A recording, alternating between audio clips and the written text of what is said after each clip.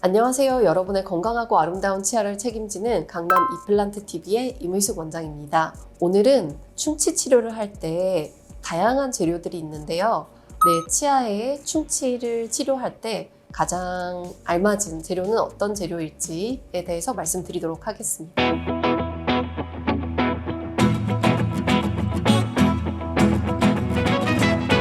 먼저 과거에 많이 쓰이던 아말감이라고 하는 재료가 있는데요.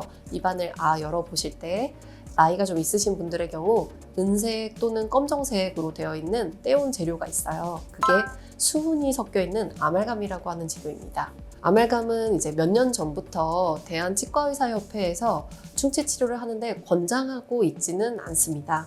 물론 아말감도 과거에 아주 좋은 재료로 활용이 됐었는데요.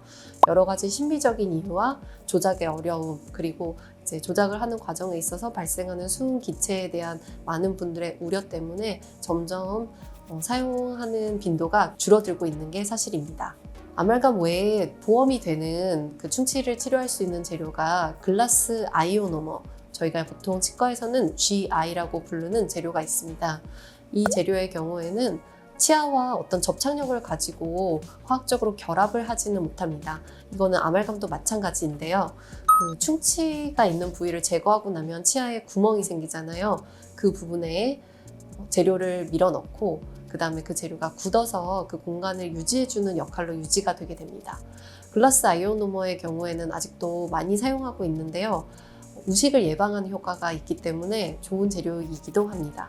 그리고 일반적으로 저희가 충치를 직접적으로 떼올 때 직접 수복하는 경우에 가장 많이 사용하는 재료는 아주 신비적인 레진이라고 하는 재료가 있습니다. 저희가 레진은 치아와 화학적으로 결합할 수 있는 그 접착의 방법이 굉장히 많이 발달해 있습니다. 이 레진의 발달이 충치 치료에 획기적인 발전을 불러일으키고 더불어서 교정 치료에도 획기적인 발전을 불러일으켰다고 할 수 있는데요. 아주 신비적이고 치아와 유사한 다양한 색상을 갖고 있기 때문에 떼었을 때 만족도가 높고 또 치아의 강도와 아주 비슷하게 최근에는 재료의 물성이 좋아져서 단단하게 만들 수 있기 때문에 일반적으로 많이 선호하는 재료입니다. 그러나 레진의 경우에는 그 때때로 과민성을 유발할 수 있습니다. 그 말은 곧 치료를 하고 나서 간혹 실려하시는 경우가 있기 때문에 접착제를 잘 선택하고 수복을 하는 과정을 적절하게 해주는 경험 많은 선생님께 받으시는 것이 중요합니다. 그리고 충치를 치료하는 재료 중에 직접 수복을 하지는 못하고 치아의 일부를 떼우기는 하지만 외부에서 저희가 본을 떠서 기공물을 만들어 와서 수복하는 재료가 두 가지가 있습니다. 하나는 치아와 매우 유사한 색깔을 나타내고 강도도 굉장히 높은 세라믹을 이용한 치료가 가능합니다. 세라믹은 매우 신비적이고 치아에 접착을 하고 난 후에 거의 그 경계 부위를 보지 못할 정도로 매우 자연 치아와 유사합니다. 그러나 세라믹의 경우에는 만드는 기공사 선생님들의 기술이 굉장히 중요하고 또 접착을 하는 과정이 조금은 레진보다 조금 더 복잡합니다. 그리고 아주 단단한 재료이기 때문에 그 만나는 반대쪽에 있는 치아를 마모시킬 수가 있어서 이러한 것들을 고려해서 이걸 잘 만들 수 있는 기공사 분께 의뢰를 해서 제작을 해야 되기 때문에 조금 더 수가가 높습니다. 그리고 마지막으로 금을 들 수 있습니다. 금은 아주 과거부터 지금까지 굉장히 많이 사용하고 있는 아주 훌륭한 충치의 수복 재료입니다.